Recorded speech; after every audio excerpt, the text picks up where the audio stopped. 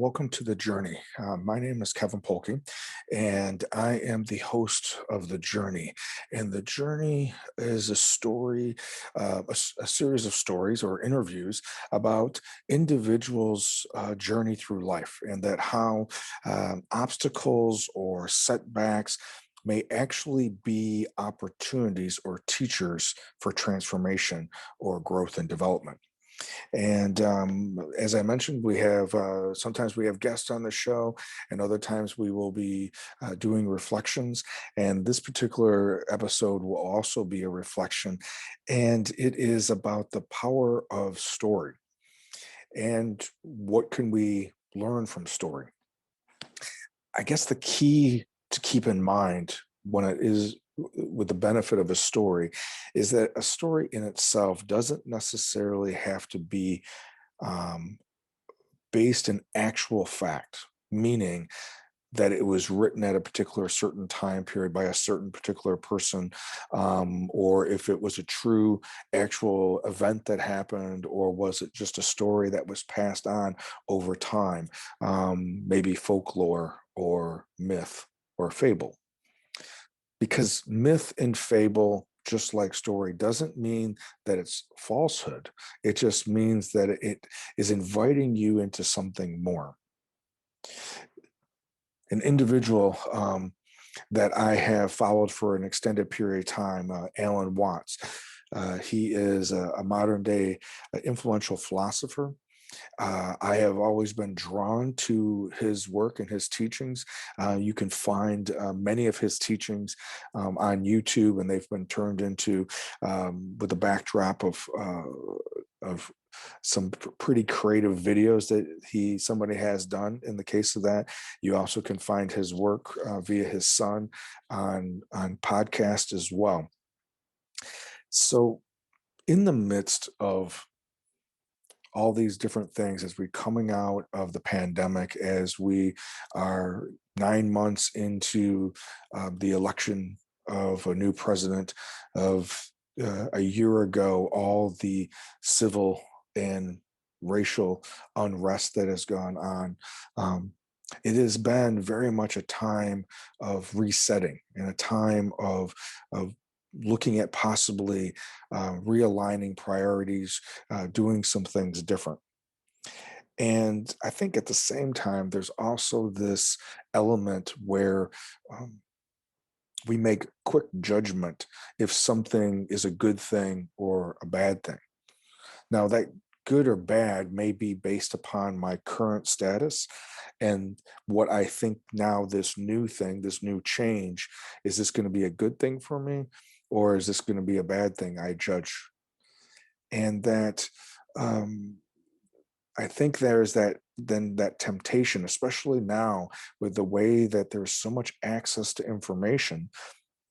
Again, like a story, it doesn't necessarily mean it's based on any level of credibility. It could just be a story.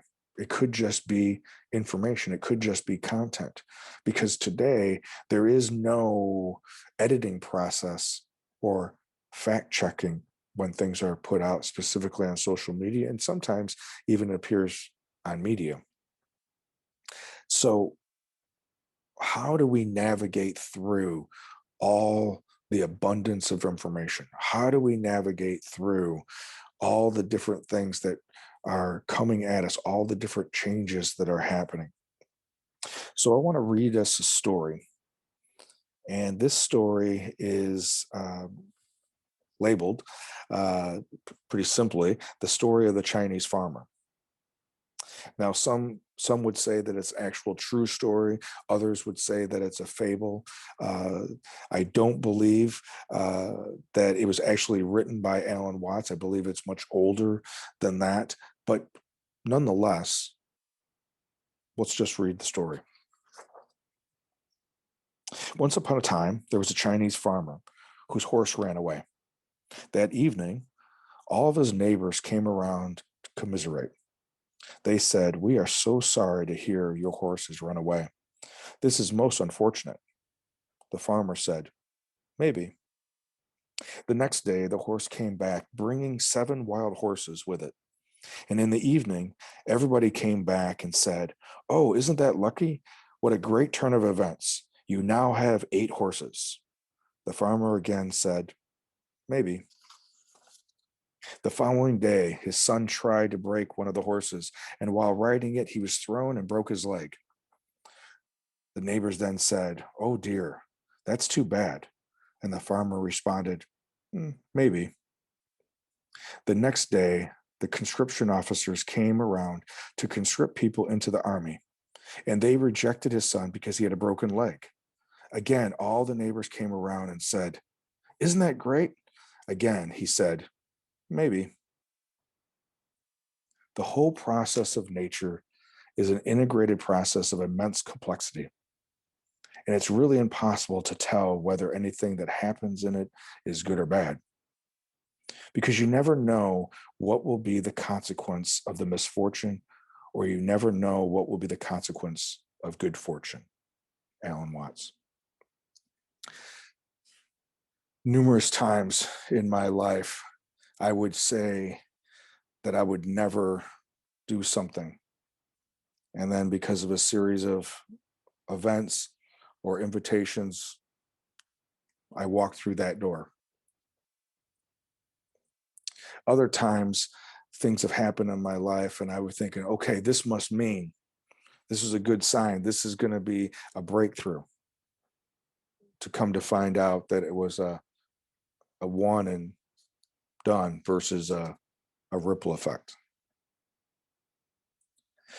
For me, being able to find the wisdom in the farmer saying maybe, instead of quickly jumping to judgment like the crowd does, is probably a place that I would much rather be. Another story I heard a long time ago, and this one's related to sports. Again, I don't know if it's true or not. I think it's true, but I'm not 100% sure. But let's see if we can find some truth in the story. There was a particular tournament that was preparing and allowing individual wrestlers at the collegiate level to then qualify for the national tournament, which is the prized event. It's the pinnacle of a college wrestler's season, to get to wrestle for the national collegiate title. And so, in this particular, famous coach was training these athletes and bringing them up. And in this particular tournament, at one of the lower weights, his wrestler was going back and forth, and ended up losing the match, which then allowed him to not then qualify to go to the national tournament. The wrestler walked off the mat, threw his headgear, stomped around, was upset for an extended period of time about what had happened. After a while, the coach walks up to him and asked him with a very straight face, "Son, is this your first wrestling match?" "Of course not, coach." "Son, is this your last match?" "Of course not, coach." "Then what's the big deal?" Later in the tournament, the coach had another wrestler at a midweight, close match, back and forth. His opponent was seated higher than him, favored to go to the tournament, where this one was not, but he was doing well, and at the very end ended up winning the match by 2 points. He comes rushing off the mat, a big hug from the coach, throws his headgear and hoot and hollers about the opportunity now, because he won, that he was going to go to the national tournament. And after a time period, the coach walks over to him, appearing to be expressionless on his face, and asked him, "Son, first wrestling match?" "Of course not, coach." "Son, your last wrestling match?" "Of course not, coach. I'm going to the tournament." "What's the big deal?" For me, I think the wisdom of the coach or the farmer of recognizing that, yes, there is a time to celebrate, there is a time to grieve, there is a time to look at an event, but to cast more judgment and give it more than just what we know about it, I think that can be all consuming and misleading.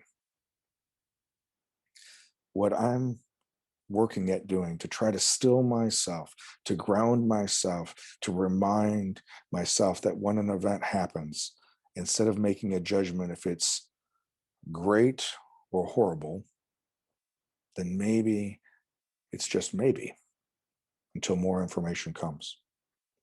Instead of over celebrating or over lamenting about some type of turn of events that I did or did not want to have happen, maybe I just need to see it for what it is and see what I can then grow out of it.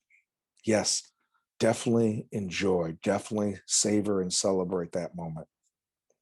Definitely grieve and feel the taste and the experience of that sorrow. But then don't make it more than what it is. Don't continue reliving the story of something that has already happened. Instead, be present for today for the opportunities that may come. As always, thank you very much for being here. Thank you for listening. I always appreciate feedback and any type of review on your local podcast, and most importantly, being able to share these stories for someone else, because you just never know what somebody may need to hear in the midst of their day. Look forward to seeing you next week. Bye bye.